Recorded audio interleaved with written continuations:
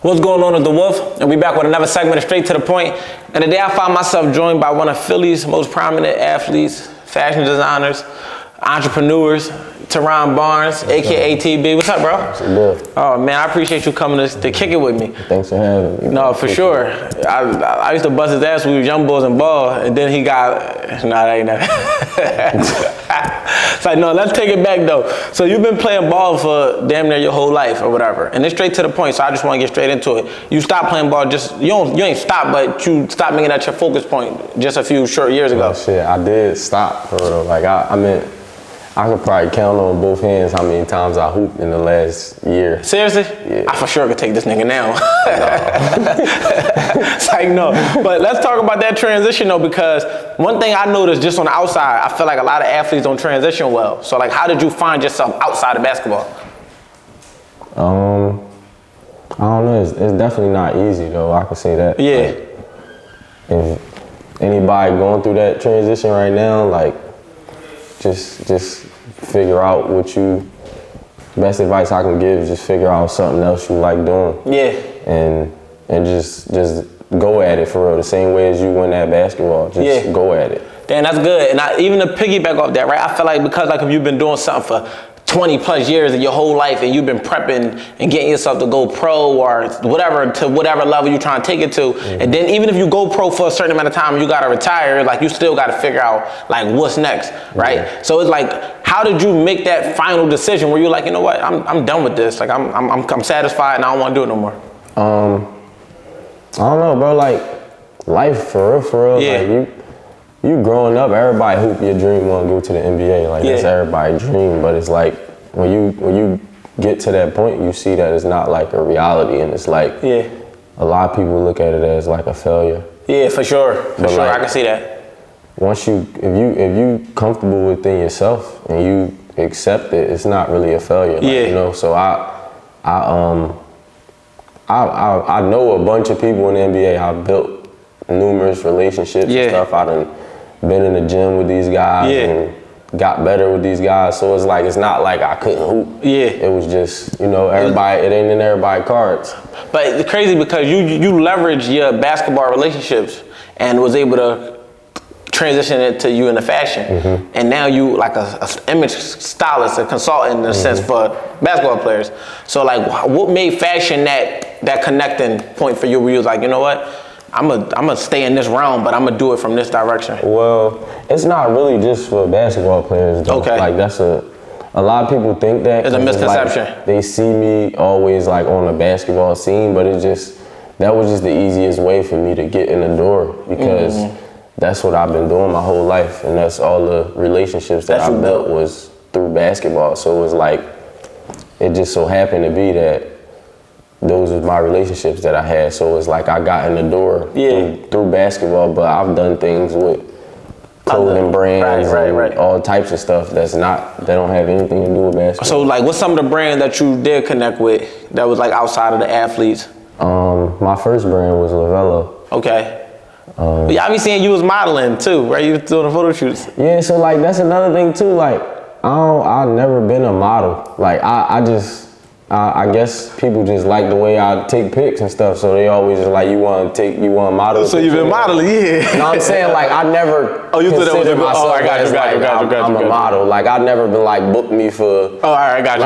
That never been a thing. That never been your title. No, it never been a thing for me. No, that makes sense. That make a lot of sense. So you was working with Lavello. You did something with Pray for Fashion. I seen you in a lot of their shoots. Is there anybody that I'm leaving out? Philly. No, that's really it for us. Oh, all right, yeah. And I want to pivot back even to your relationship that you was able to build. You was able to build a relationship with KD. So like, how did that come about? And like, even like, what's that like? It came about the 2021 June. Yeah. Well, like, I mean, I always been a fan of his though, like forever though. That's been my favorite player since AI been out the league. Yeah, that's fire. So I always been a fan. I like the way he carry himself, like the way he hoop, everything.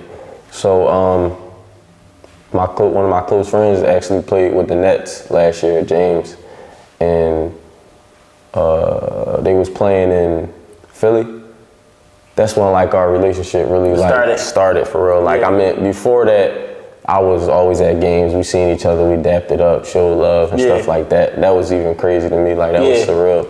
But I designed like a 1-to-1 hat for him, and he wore it, and that's how it started for real. Like once he wore the hat, then they played the Sixers in Philly. Like we was kicking it at the hotel, just falling back, just chilling. Yeah, that's fire. And, I showed him something that I designed, and he fucked with it. So would you say that? Would you look at back on it and think that it was something that you manifested? Or you think? For sure. Yeah. Like my homies will tell you. Like I talk about everything. Like people that's close to me know. Like I talk about everything. Yeah. Like I'm real big on manifestation. Like you talk about something, that shit gonna happen. It's gonna happen. Yeah. So even going back to what you were just saying, like you know what I mean. I feel like a lot of people get caught up in their identity, like as a athlete, in a sense that they don't really be able to step out of that mindset. So like how would you, like you know what I mean? Like how would you able to? I was caught up, but like you just gotta realize that you ain't gotta be like a one-trick pony for real. Like even if you still athlete to this day, like you still playing the sport, you in the NBA, that don't mean you just gotta just be a basketball player. No, that's real. You bring a million things to the table for real. Like, and even when I started this, first I'm a stylist. Then I start seeing a bunch of other stuff I could do. Yeah. It's like, you can't keep yourself in a box. Yeah, for sure.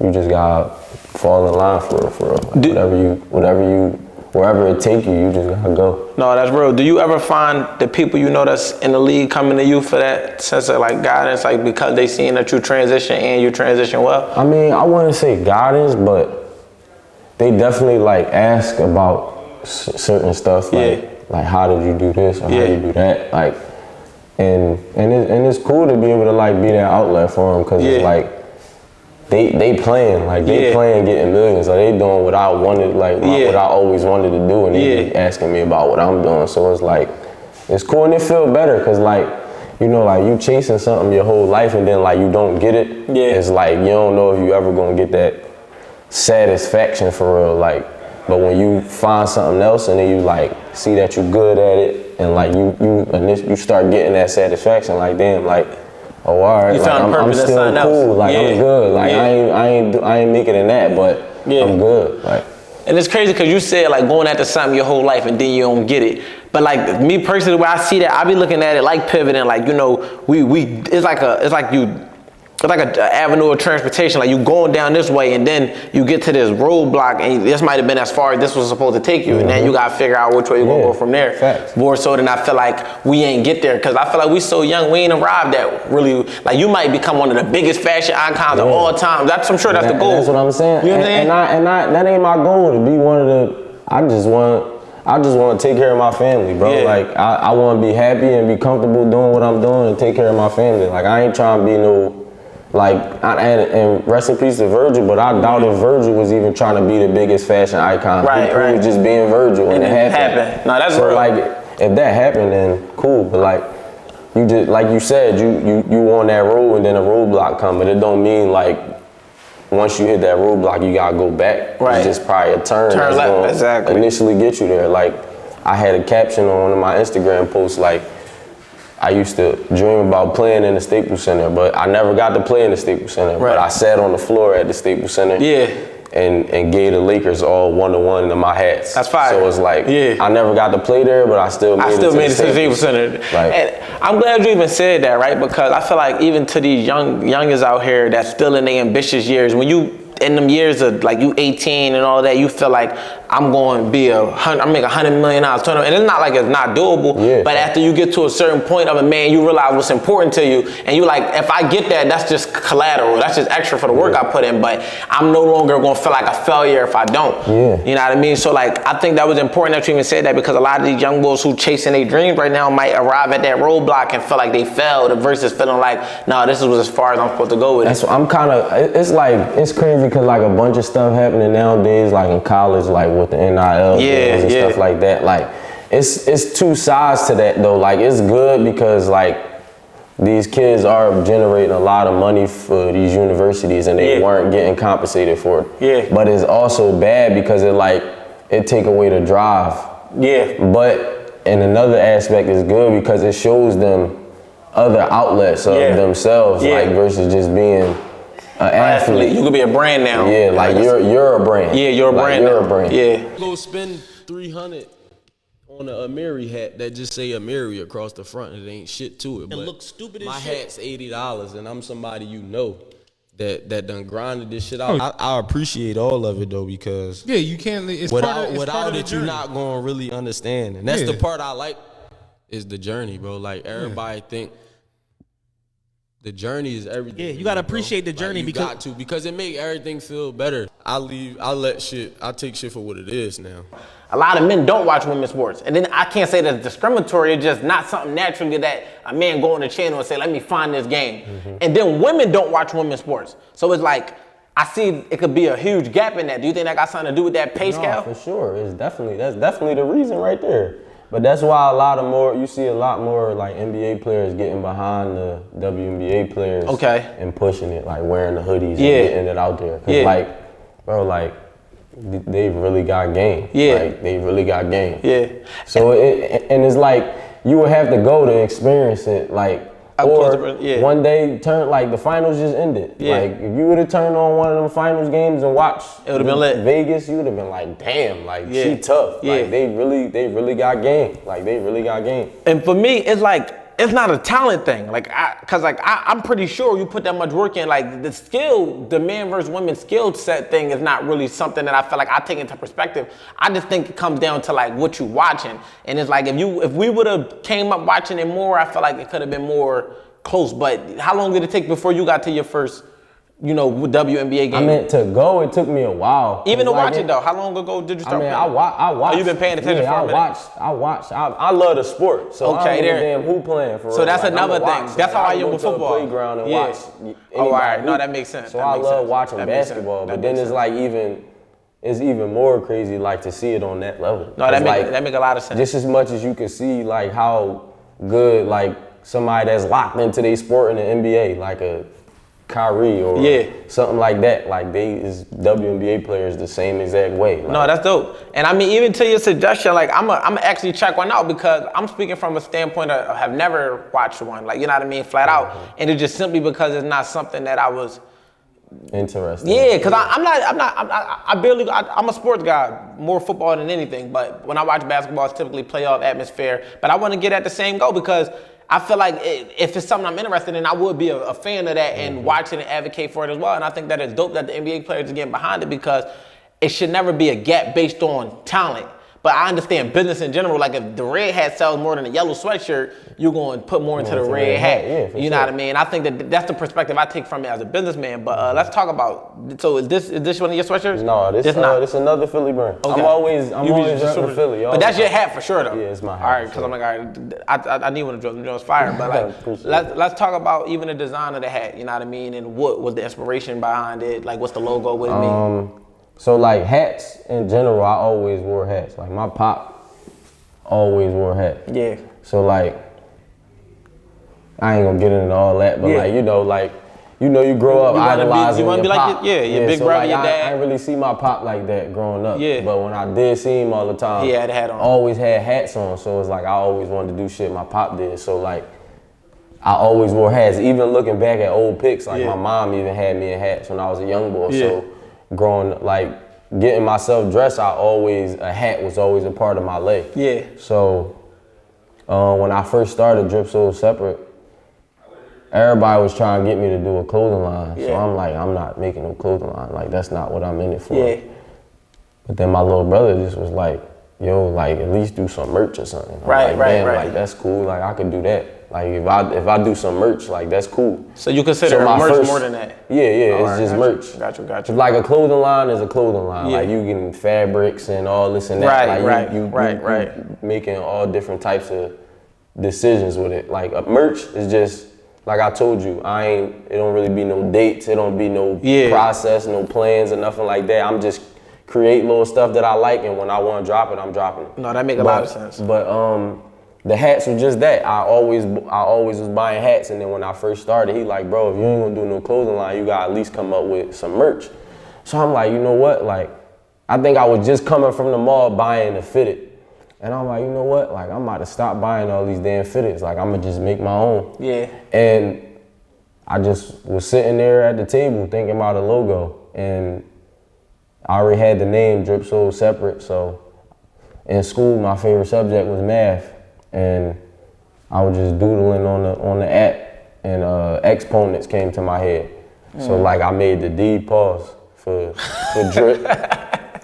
And the two small S's for Soul Separate.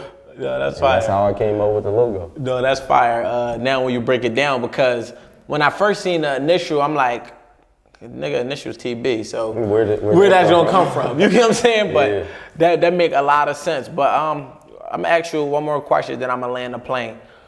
You spoke to saying you just kind of wanna see your family straight when it's all said and done. Mm-hmm. But like, what does that look like? How does that identify for you? You know what I mean? Like, because at the end of the day, if they get straight, you said that the kids, I'm gonna draw this question out because I wanna make sure that I'm gonna take it down the direction I wanted to go. You said kids to get to where they go and they get comfortable in a sense, like they get that NIL money before the league. So like, what if your family get comfortable before you get there? What if somebody else get them comfortable? Is it you still going, you know? Yeah, I'm going always, like me, I'm never content. Like I'm always working. Like when I'm dropping something, when I drop that, I'm already on whatever I'm doing next. Yeah. Maybe 2 things down the line. Yeah. Like these ain't even dropped yet. Yeah. And I had these already in mind before my last drop. Gotcha. So it's like, I'm always gonna be working. I'm always gonna be content. I'm always gonna be trying to figure out what's next. Yeah. What I could do next. Not content. Always gonna be not content. Yeah, I'm always not. I'm never gonna be content. You're not never content. Yeah, I got you. Never gonna be content. Yeah. I'm always working. I'm always trying to figure out what's next. And with the family thing, is like, regardless if I make them comfortable, they make themselves comfortable.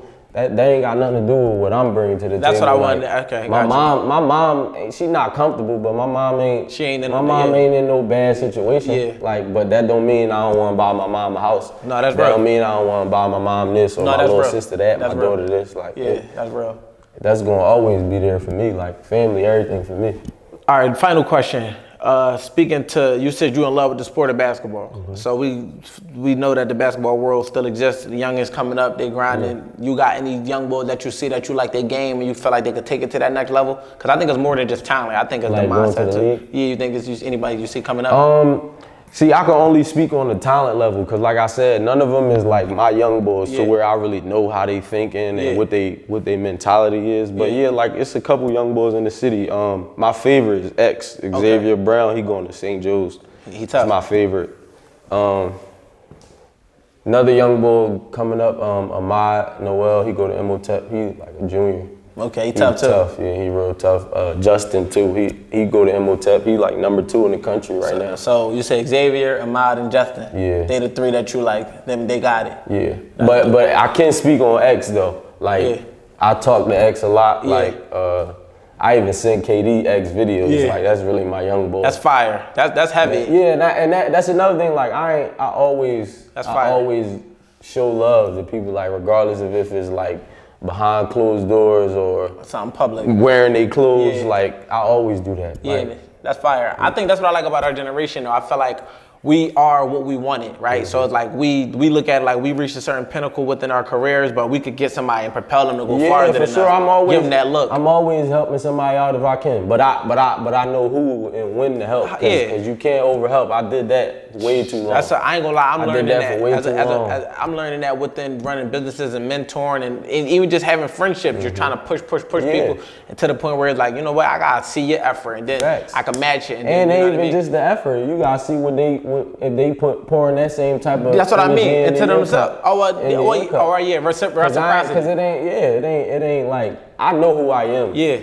And I know what I'm capable of. I know what rooms I'm in, what type of phone calls I'm in, like type of text conversations I have on a day-to-day basis. Like these dudes that people see me talking to and being around and stuff like that, like these really my friends. Like outside of the business aspects of things, like all of my people that I deal with, I built relationships with. It's not like just, let me text KD some clothes or something. I'm about to drop a hat. Like let me just try to get him to buy this hat or something like that. Like no, like I text KD. He just got inducted to Texas Hall of Honor the other day. I text him, congrats, bro. Like regular conversation type stuff. Like ask you how you been.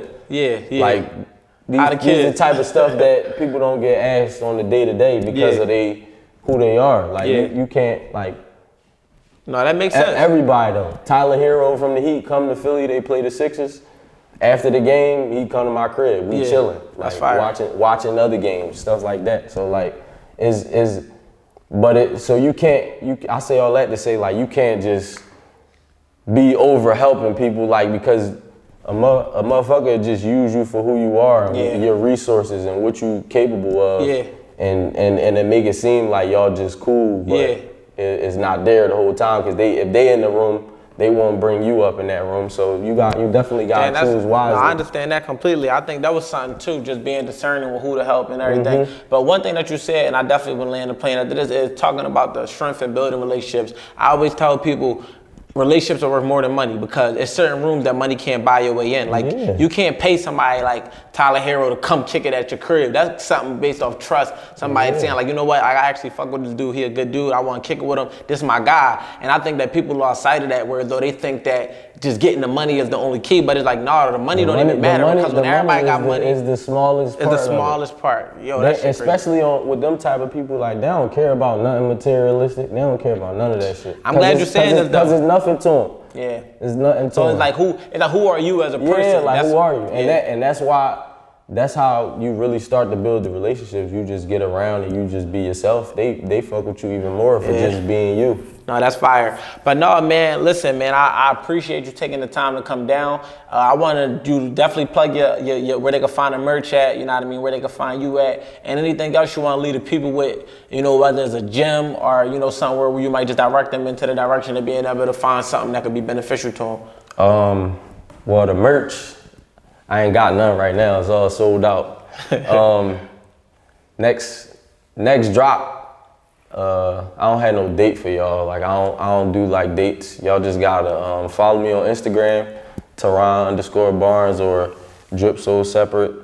My website, www.dripsoulseparate.com. Shout out to Immortal Vision Studios. They helped me put that together. Another Philly creative. But I don't know, a gym is just find your passion, find what you like doing and just go at it full throttle. Don't think about what somebody else gonna think about what you gonna do or just go at it and be you at the end of the day. If they ain't rocking with it, then they ain't rocking with it. That's what you wanna do, that's what you wanna do. You heard it here, man. TB has spoken. Hey, man, y'all checked out another episode of Straight to the Point. Make sure y'all like, comment, and subscribe. Shout out to Immortal Vision behind the camera, man. We out. Let's get it.